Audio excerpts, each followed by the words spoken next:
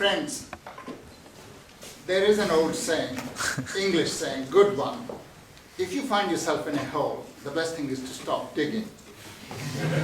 And my advice to the proposition would have been that once you've made statements which landed you in a hole, the best thing is not to keep digging. Each time they open their mouth, they put their foot in it. They come up with contradictory and self-annihilatory statements. Each succeeding statement is an annihilation of the previous one. I do not know where to begin to answer them, but answer I shall some of the points that have been made by them. We're told that you must go and fight because the Queen's told you. Well, that's really not a good enough reason. It takes us back 350 years ago. It's like Cromwellian revolution, whose supporters, the seconder of the proposition happens to be. It's like it had never happened. If all that the English people could do was what Charles I told them, there would have been no English revolution, and there would have been no English progress further. You would have been stuck in feudalism of the Saudi Arabian type. That's what you would have got. And therefore, it's not a good enough reason. I think the most important question that he raised was war had to be just. He cited Thomas Aquinas. Yes, I am aware of what Thomas Aquinas had to say. Yes, you can fight, and I am in favor of fighting, provided it's a just war. But what the proposition hasn't been able to show is how the wars that Britain is fighting, let's take just these two, in Afghanistan and Iraq, are just. They're not just. They are wars for spoliation, they are wars for plunder, they are wars for oil, they are for having oil pipelines, they are for maintaining domination in strategic areas. And if it's a war which is just, also, if we go back to Thomas Aquinas, I don't subscribe fully to everything that Thomas Aquinas has to say, but he says war has to be proportional. Now, what have Britain and America done? They killed 1 million Iraqis. Steve, my colleague, has mentioned it. They've actually displaced 4 million Iraqis, 2 million internally and 2 million externally. Between 25% of the Iraqi population has either been killed or it's been displaced. Its whole system, its infrastructure has been destroyed. We're then told we've got to fight against fundamentalism. I put it to the friend who spoke from the floor. If you really want to fight fundamentalism, the worst form of fundamentalism is market fundamentalism, where you impose on other people that they must run their economies according to the market, and what's more, they must run them in the interest of the bankers from Wall Street and from the City of London.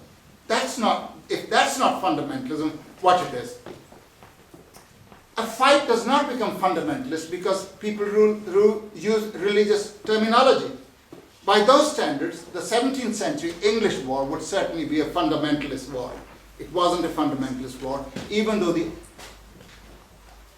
overarching ideology of the revolution was based on the Bible. But what these people were fighting was for bourgeois freedoms against feudalism.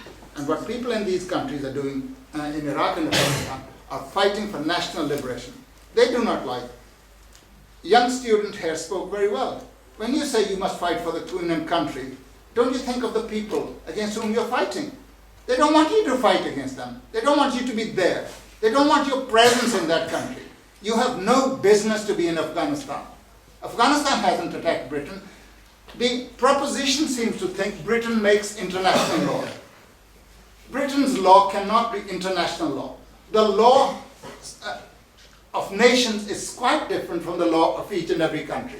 And according to international law, if you just actually confine yourself to that, the war waged by Britain and America in Iraq is not a legal one.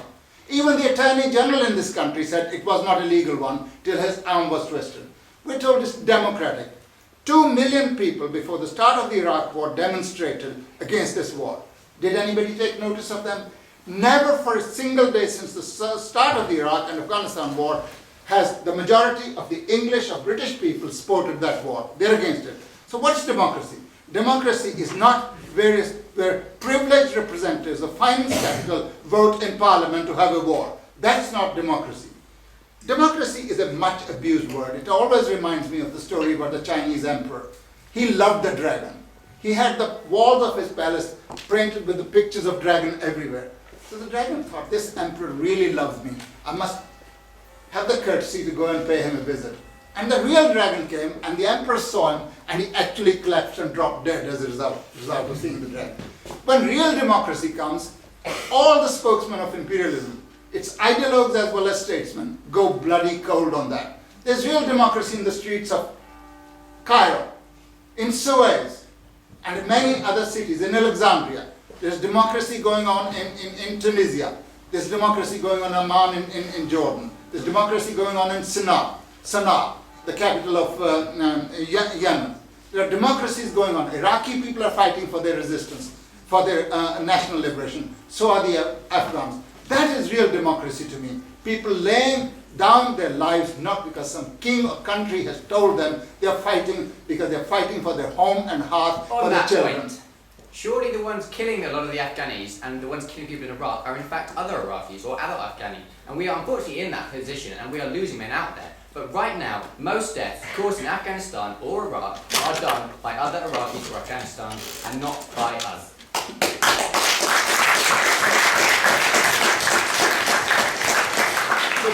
With the greatest of respect, sir, your information is wrong. Most of the deaths are caused by NATO bombing, by NATO soldiers going around. If you're trying to tell me 1 million Iraqis have been killed by other Iraqis, you're wrong. They're killed on our watch. Whether we do it directly or we send our agents to kill them, that's how the deaths are taking place.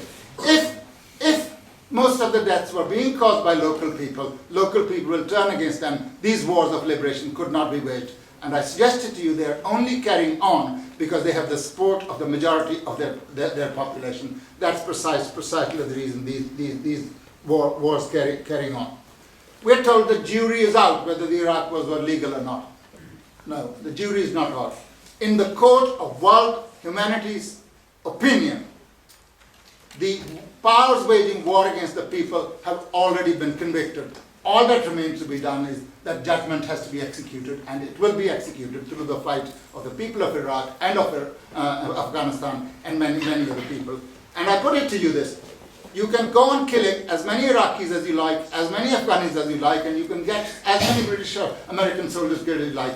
In the end, they will come back defeated. You cannot carry on these colonial wars in the 21st century. Gone are the days of the 17th and 18th century when colonial powers could rule for 50, 60, 100 years. People do not like colonialism. That is the legacy of the great October Socialist Revolution. The world will never be the same again as a result. No, I think you've got to give up the idea that you've got to fight. It's your duty. Because the king has told us. I personally would any day fight on the side of the English working people to get rid of all these parasites and have a proper society which had no dispute with anybody else, which did not wage war against anybody, which applied the resources of this rich society. England is one of the half a dozen richest countries. There's no reason for 40,000 people in this country to be dying of hypothermia because they cannot afford their electricity or utility bills. There's no reason to have a world where there is so much productive capacity to have 12 million children die of hunger and hunger-related diseases all over the world. That's the kind of war I want to fight. Why don't we send hundreds of thousands of people trying to save people against malaria, save lives in Africa, in Asia, and save lives in this country? That's the kind of war I want to fight. Thank you.